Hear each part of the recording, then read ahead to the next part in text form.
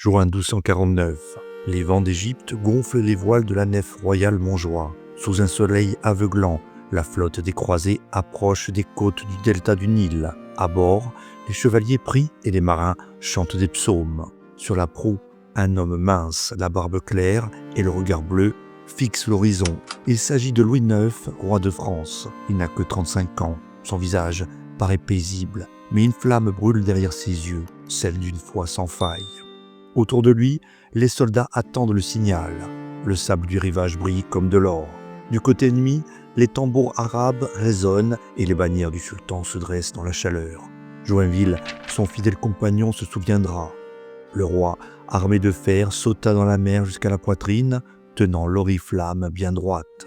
Louis avance dans l'eau, l'étendard levé. Les chevaliers hésitent un instant, puis se jettent à sa suite en criant « Montjoie, Saint-Denis ». Le choc est brutal, les lances s'entrechoquent, les flèches sifflent. Mais le roi ouvre la voie. Quelques heures plus tard, Damiette tombe.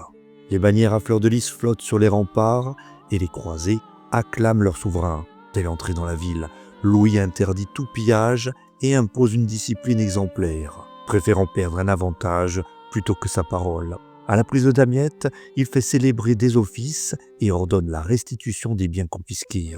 La croisade commence dans la gloire, mais personne n'imagine encore que ce triomphe s'achèvera dans la fièvre, la captivité et la souffrance. Mais pour comprendre véritablement cet homme, il faut revenir au commencement, en l'occurrence à Poissy, là même où naquit un enfant que sa mère voulait déjà saint.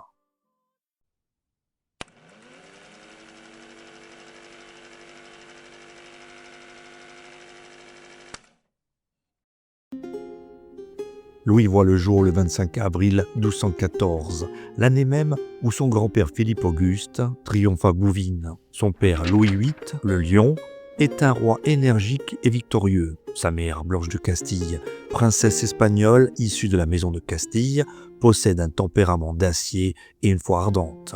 Joinville dira plus tard « Jamais femme n'aima plus son fils, mais jamais mère ne le tint plus court ». Blanche l'élève dans une piété sans concession, elle lui apprend à lire les psaumes, à raisonner avec droiture et à se dominer. Elle veille à chaque instant. Quand l'enfant s'égare, elle le corrige.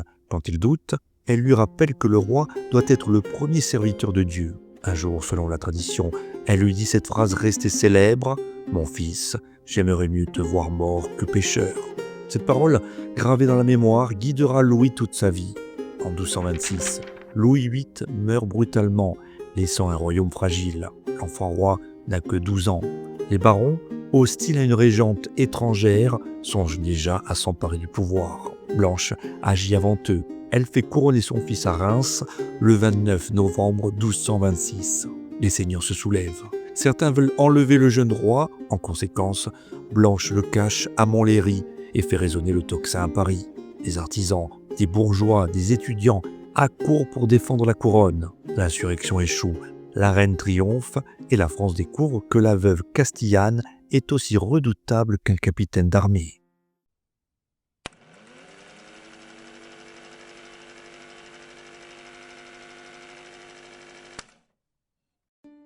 Les années passent. Louis grandit sous l'œil vigilant de sa mère. Chaque jour, il assiste à plusieurs messes et s'incline devant les autels.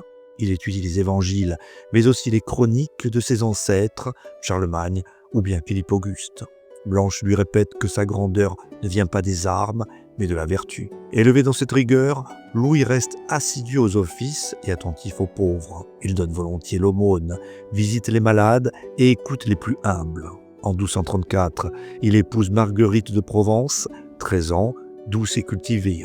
Leur union est heureuse, mais la présence de Blanche empoisonne les débuts du mariage. Joinville note avec malice « Madame Blanche ne souffrait point qu'il se visse sans son congé ». Malgré ces contraintes, les époux s'aiment sincèrement et auront 11 enfants. Louis demeure respectueux envers sa mère. Il la consulte sur tout, mais désire peu à peu gouverner seul. L'occasion vient avec une guerre. En 1242, plusieurs seigneurs du Sud, alliés au roi d'Angleterre Henri III, se révoltent.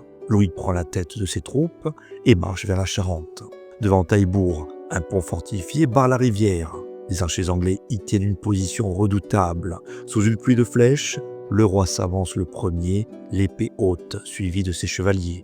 Son cheval est blessé, la boue colle à son armure, mais il continue d'avancer. Joinville, encore lui, est témoin direct et cria « Je vis le roi aller parmi les plus grands périls, tenant son épée bien haute, sans paraître craindre la mort. » Les Anglais reculent. Le lendemain, la victoire de Taillebourg, puis celle de Saintes, assure la paix. La noblesse française acclame ce souverain courageux. À 28 ans, Louis IX est désormais reconnu comme un roi de guerre et de foi.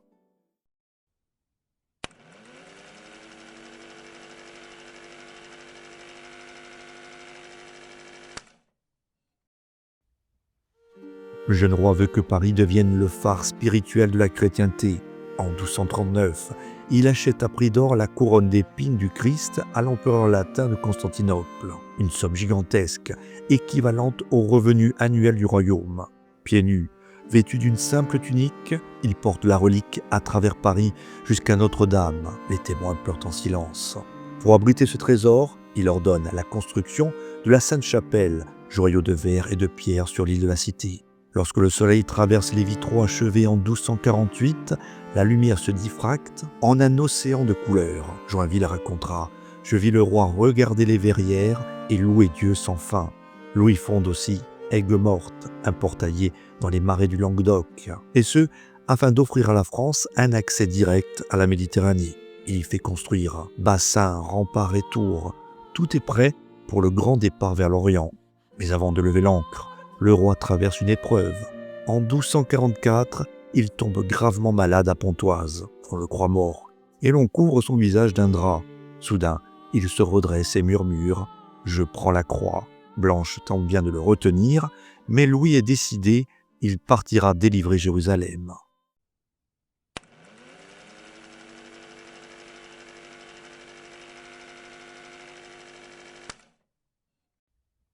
Août 1248, le port d'Aigues-Mortes grouille d'hommes et de chevaux.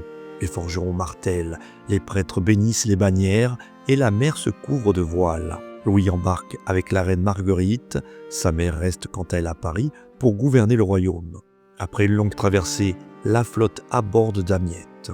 Les croisiers prennent la ville, les cloches sonnent, les chants montent vers le ciel, mais la gloire est de courte durée.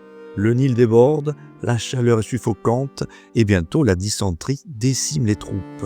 Robert d'Artois, le propre frère du roi, attaque imprudemment Mansoura et périt avec ses chevaliers. Louis malade combat jusqu'à l'épuisement avant d'être capturé. Le roi de France est prisonnier, l'humiliation est immense. Il faut verser une rançon colossale et restituer Damiette pour obtenir sa libération. En 1250, il retrouve la liberté mais choisit de rester 4 ans encore en Terre Sainte, et ce afin de consolider les États francs et d'aider les populations chrétiennes. C'est là qu'il apprend la mort de Blanche de Castille, survenue à Paris le 27 novembre 1252. Joinville rapporte « La douleur fut si grande que 2 jours durant, nul n'osa lui parler. » En 1254, Louis IX rentre enfin en France. Il a vieilli, son visage est plus sévère, il revient transformé, plus mystique que jamais, convaincu que son royaume doit refléter la justice de Dieu.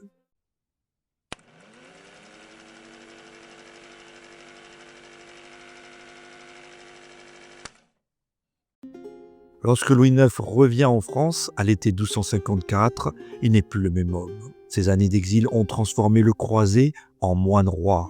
Son regard s'est durci, sa voix est plus grave, et la gloire du combattant a laissé place à la gravité du pénitent. De retour à Paris, il reprend la couronne, mais pas les fastes. En effet, il prend l'habitude de porter des vêtements simples, de manger peu et de dormir sur une natte de jonc. La cour murmure qu'il s'est fait moine. Joinville confirme « Le roi vivait en un tel état qu'on l'eût cru prêtre, tant sa vie était sainte. » Son royaume, lui, a besoin d'un souverain ferme. Louis réforme tout, la justice, l'administration et encore les finances. Dans cette optique, il crée des enquêtes royales pour recueillir les plaintes du peuple contre les abus des seigneurs et des officiers. C'est la naissance d'une justice royale moderne. Un jour, raconte Joinville, 2 laboureurs viennent se plaindre qu'un seigneur leur a volé un champ. Louis les fait asseoir sous un chêne à Vincennes et les écoute longuement. Depuis lors, on parlera du chêne de Saint-Louis. La légende a embelli la scène, mais l'esprit est vrai. Le roi tenait en effet audience chaque semaine, sans apparat, et punissait les puissants aussi bien que les humbles. Il veut en effet que la loi de Dieu s'applique à tous. Sous son règne, la monnaie est réformée. L'écu d'or apparaît, la stabilité économique s'installe. Louis interdit l'usure, réglemente le commerce et veille à la bonne mesure des poids et des grains. Tout doit être juste, jusque dans les marchés. La paix de Paris, signée en 1259 avec Henri III d'Angleterre, met fin à des décennies de guerre. Le roi d'Angleterre renonce à la Normandie, à l'Anjou et au Poitou, mais conserve la Gascogne. Certains barons jugent cet accord trop généreux. Louis répond simplement « Je préfère la paix à un royaume agrandi ». Son autorité morale rayonne désormais sur toute l'Europe. Les princes étrangers viennent le consulter comme un arbitre. Même le pape l'appelle « le roi très chrétien ».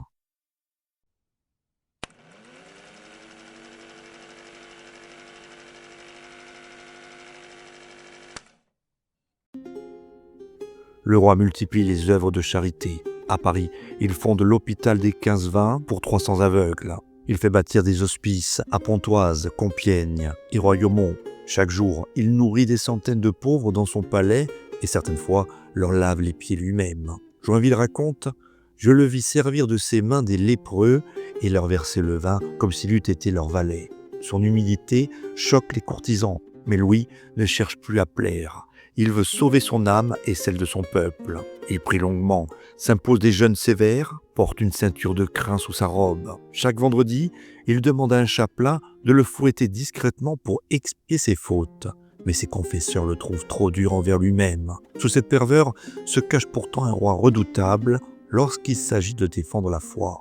Il ordonne ainsi la destruction des livres du Talmud après la dispute théologique de 1240, confirmée par le budget de 1242. En 1269, il impose aux Juifs de porter la rouelle, signe distinctif cousu sur le vêtement. Ces décisions, terribles à nos yeux, s'inscrivent dans la logique religieuse du XIIIe siècle.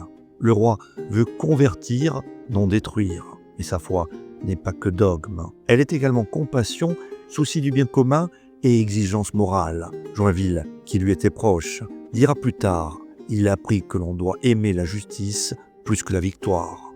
En attendant, Louis fait rédiger des ordonnances contre le blasphème, la prostitution ou bien le jeu. Il protège les marchands, garantit la sécurité des routes et interdit des guerres privées entre seigneurs. Sous son règne, la France connaît 20 années de paix et de prospérité.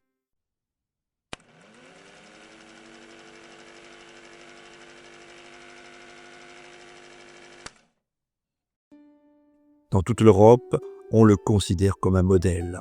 Les rois d'Aragon, de Castille, d'Angleterre lui écrivent pour demander son arbitrage. Le pape le consulte dans ses conflits avec Frédéric II.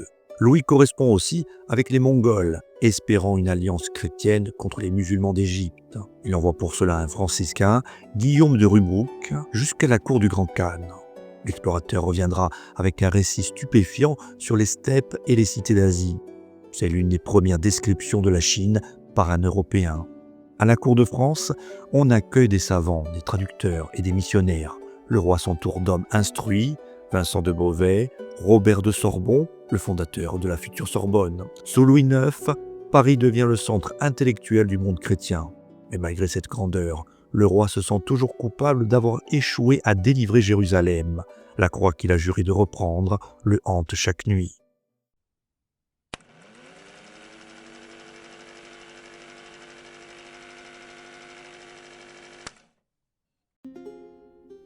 L'idée mûrit en silence. En 1269, Louis prend une nouvelle fois la croix, malgré l'âge et la maladie. Ses proches tentent de l'en dissuader. Joinville, désormais âgé, refuse de partir, craignant que le roi ne meure. Louis répond seulement « Celui qui a promis à Dieu ne peut se tétire ». Cette fois, le but n'est plus l'Égypte, mais Tunis en Afrique du Nord. Le roi espère convertir le sultan Hafsid, qui entretient des liens avec la Sicile chrétienne. L'expédition paraît insensée, mais Louis y voit la volonté divine. En juillet 1270, la flotte française débarque près de Carthage. Les tentes se dressent dans la chaleur du désert et les marécages exhalent des fièvres mortelles. Très vite, la dysenterie ravage le camp et le roi tombe malade. Joinville n'est plus là, mais les chroniqueurs rapportent ses dernières paroles. Allongé sur un lit de cendres, tourné vers Jérusalem, il murmure Seigneur, je m'en remets à ta miséricorde. Le 25 août 1270, Louis IX meurt à Tunis, à 56 ans. Autour de lui, les croisés pleurent en silence. Son fils, Philippe III le Hardi, recueille son corps et ramène ses restes en France. Le retour est long et douloureux. À Paris, la nouvelle plonge le royaume dans le deuil. Les cloches sonnent dans toutes les églises et le peuple dit déjà « c'était un saint ».